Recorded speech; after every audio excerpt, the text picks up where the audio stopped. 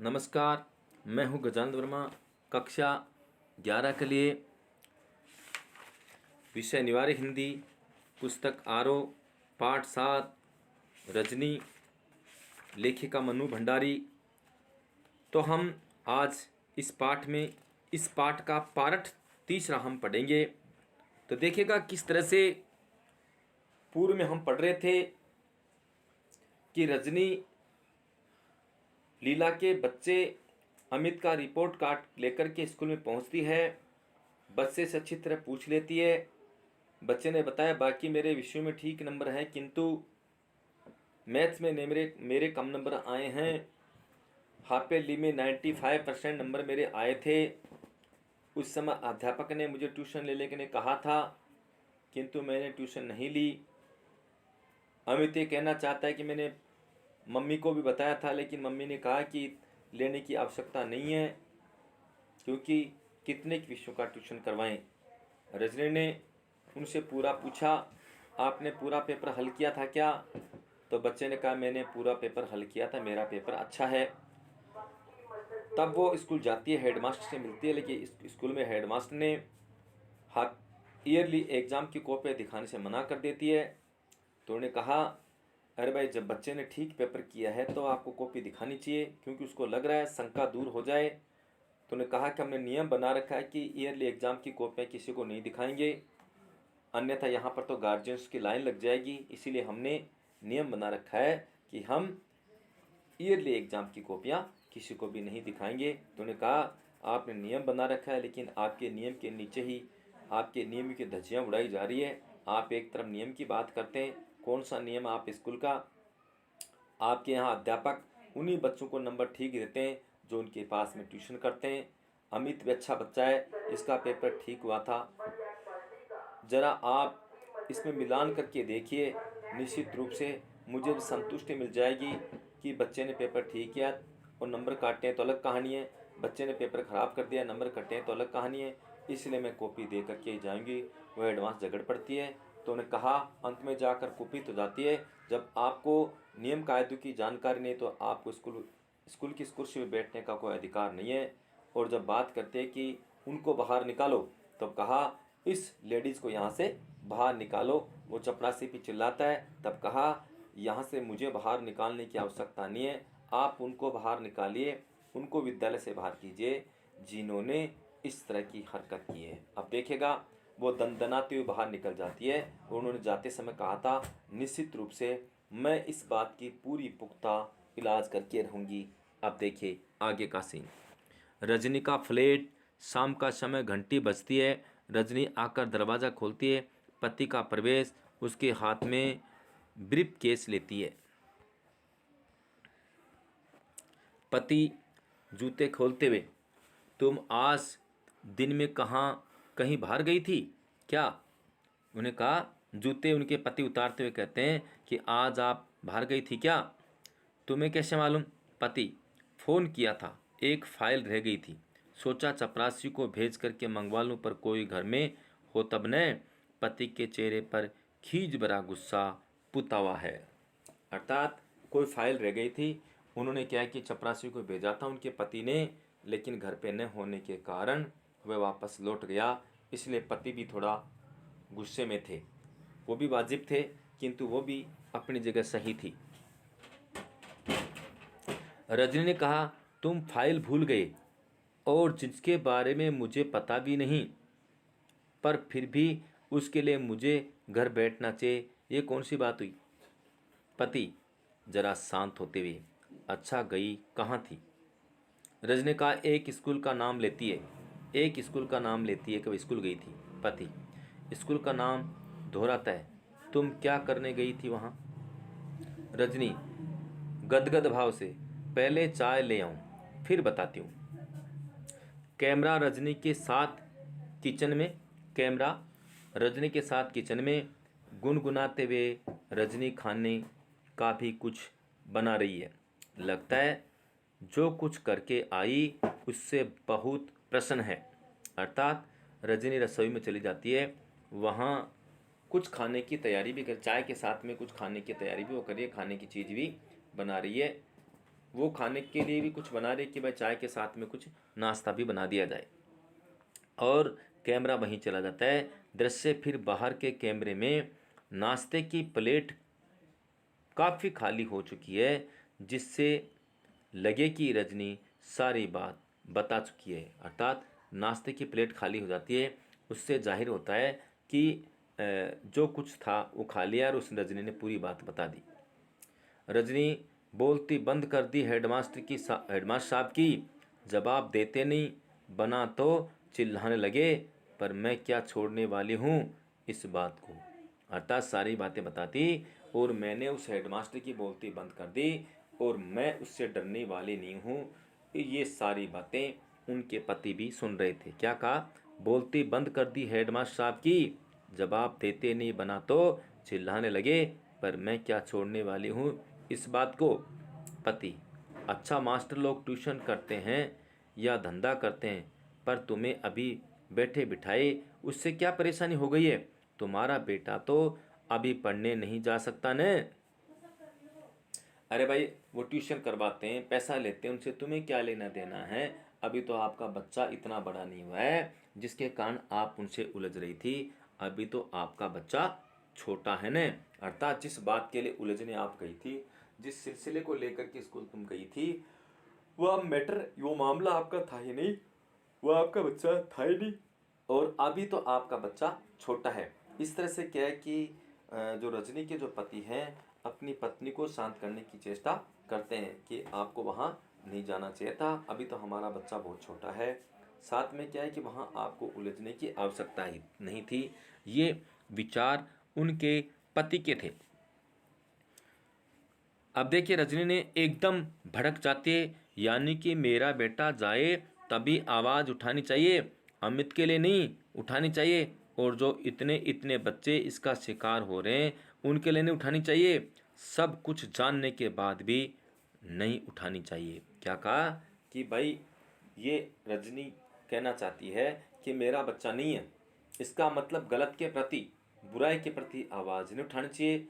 ये बुरा काम इस बच्चे के साथ में हुआ है तो इसके प्रति भी आवाज़ नहीं उठानी चाहिए। उन्होंने कहा कि भाई जिस व्यक्ति के साथ में, जिस बच्चे के साथ में अगर बुरा व्यवहार हो रहा है तो उसके विरुद्ध कार्रवाई नहीं करनी चाहिए।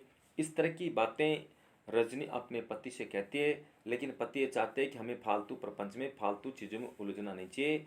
हमें अगर हमारी समस्या हो तो हमें उसका हल करना चाहिए। ये तो लोगों की समस्या, उसको स्वयं हल करें और दूसरों की बातों में हमें टांग नहीं अड़ानी चाहिए।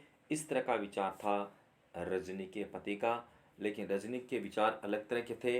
अगर किसी के साथ में अन्याय हो रहा है, वो अन्याय जरूरी नहीं है स्वयं रजनी के साथ हो रहा है, किसी के साथ में भी अन्याय अगर हो रहा है तो अन्याय को बर्दाश्त नहीं करती, अन्याय के विरुद्ध जाना उसका काम था। क्योंकि एक बार जिस इंसान ने अन्याय सहना चालू कर दिया वह जीवन पर्यंत, जीवन भर हमेशा अन्याय को सहता रहता है। ऐसी स्थिति में अन्याय सहने की उसकी आदत हो जाती है। अन्याय करने वाला तो बुरा होता ही है, लेकिन जुल्म और अन्याय को सहने वाला भी कम बुरा नहीं होता। क्योंकि जो इंसान अन्याय कर रहा है उसके हौसले बुलंद हो जाते हैं और ऐसी स्थिति में आगे से आगे बुरे काम करते चला जाता है और उसको कभी सोचने का मौका भी नहीं मिलता। ऐसी स्थिति में इस बात को जान करके अन्याय के विरुद्ध आवाज़ उठानी चाहिए। और रजनी इस बात से सहमत नहीं थी कि कोई अन्याय करे और वह चुपचाप सह ले। ना, सहना उसका काम नहीं था, अन्याय के विरुद्ध वो लड़ेगी। अपने पति की बात को भी मानने वाली थी, वो निश्चित रूप से अन्याय के विरुद्ध लड़ना चाहती है।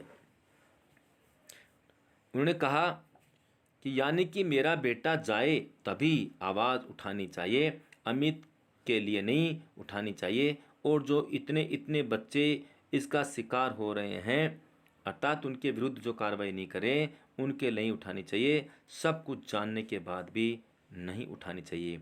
पति: ठेका लिया है तुमने सारी दुनिया का, अर्थात अन्याय के विरुद्ध लड़ने का जो ठेका पूरी दुनिया का आपने ही लिया है क्या? अर्थात इन तरह की फालतू प्रपंचों में आपको नहीं पड़ना चाहिए, क्योंकि दुनिया में न जाने कहाँ कहाँ अन्याय हो रहा है। आप किस किस स्थान पर जाकर के अन्याय के विरुद्ध अपनी आवाज़ उठाओगी? तो ऐसी स्थिति में वो ऐसी स्थिति में इसके विरुद्ध उन्होंने जो कार्रवाई की है, तो क्या है कि इस तरह से वो चर्चा होती है। अब देखिएगा, उनके पति ने कहा कि तुमने पूरी दुनिया का ठेका ले रखा है। रजनी कहते, देखो देखो तुम मुझे फिर गुस्सा दिला रहे हो, देखो तुम मुझे फिर गुस्सा दिला रहे हो। रवि गलती करने वाला तो है ही गुनहगार। रजनी ने कहा, तुम देखो तुम मुझे फिर गुस्सा दिला रहे हो। रवि गलती करने वाला तो है ही गुनहगार, पर उसे बर्दाश्त करने वाला भी कम गुनहगार नहीं होता। जैसे लीला बहन और कांति भाई और हजारों हजारों माँ बाप।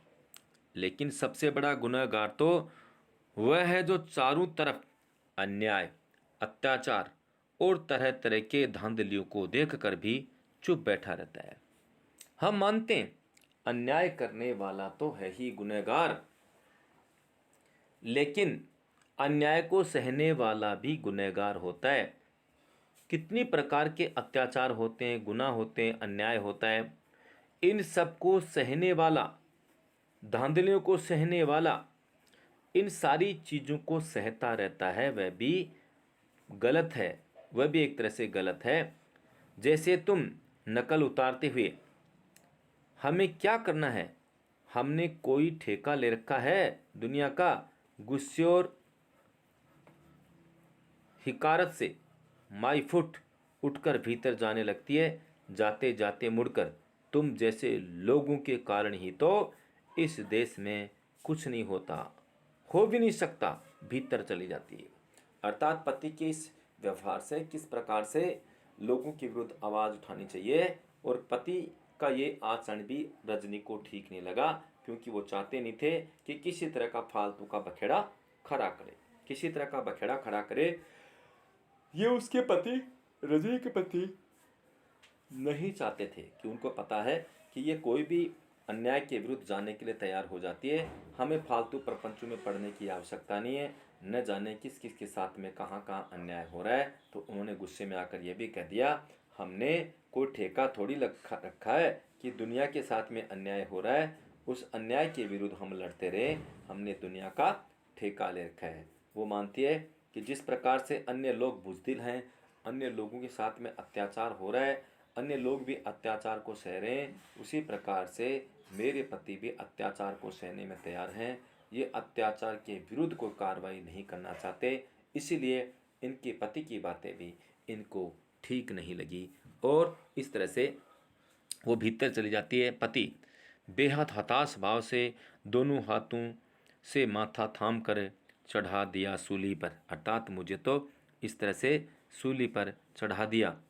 इस तरह से क्या कि मुझे तो इस तरह से सूली पर चढ़ा दिया। ये विचार करती है कि किस तरह से सूली पर चढ़ा दिया। ये दंदन निकल जाती है ना, मैं तो आपका किस तरह से उन्होंने सूली पर चढ़ा दिया, ये उनकी बातें सोचने लगता थे।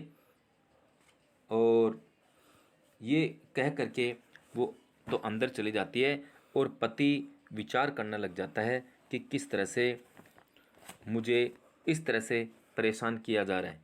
और ये रजनी को पता है कि रजनी के पति हैं वो बुज़दिल कायर नहीं है, लेकिन वो किसी तरह के प्रपंच में, किसी तरह की समस्या में पड़ना नहीं चाहते। वो नहीं चाहते कि फालतू प्रपंचों में पढ़ करके हमारा समय बर्बाद हो। हमें तो हमारे कामों को देखना है। और रजनी का बेटा भी ज़्यादा बड़ा नहीं था। वो मानती है कि उनका खुद का बेटा तो ज़्यादा बड़ा था नहीं, और न बड़े होने की वजह से वो नहीं चाहती थी कि किस तरह से उनके साथ में या उनके साथी के साथ में अन्याय हो रहा है, तो रजनी तो उनके विरुद्ध लड़ने के तैयार हो जाती। किंतु उनके पति नहीं चाहते थे कि हमारे काम काज में किसी तरह का व्यवधान हो।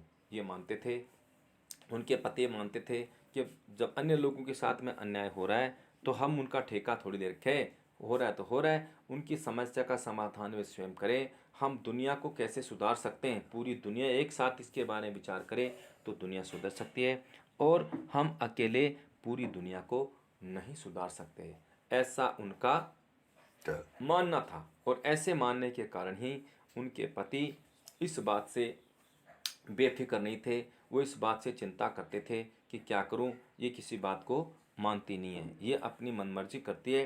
अब बच्चा अपना भी नहीं है, बच्चा तो किसी पड़ोस का है, उसके साथ में अन्याय हो रहा है कि नहीं हो रहा है, उसके साथ में अत्याचार हो रहा है कि नहीं हो रहा है, उनसे हमें क्या लेना देना, ये उनके पति का मानना था। किंतु ये नहीं चाहती थी कि किसी के साथ में भी अन्याय अगर हो रहा है, उस अन्याय की जानकारी अगर रजनी को हो जाती है, उनको पता चल जाता है कि किसी के साथ में अन्याय हो रहा है, तो वह निश्चित रूप से उस अन्याय के विरुद्ध जाकर के तय तक जाना चाहती है और सच्चाई को सबके सामने लाना चाहती है। इसीलिए वहाँ स्कूल से भी वह डर नहीं रही थी। निश्चित रूप से उसके मन में था कि मैं जाकर के निश्चित रूप से उसकी कॉपियाँ देखूंगी और जाकर के पूरा सिस्टम देखने के बाद ही पता लगाऊंगी कि वास्तव में गलती बच्चे की है या गलती अध्यापक की है। ये जानने के लिए उसके मन में पूरे विचार थे, वो जानना भी चाहती है। किंतु बीच में उनके पति आ गए तो पति से उनकी बातें हो रही थी।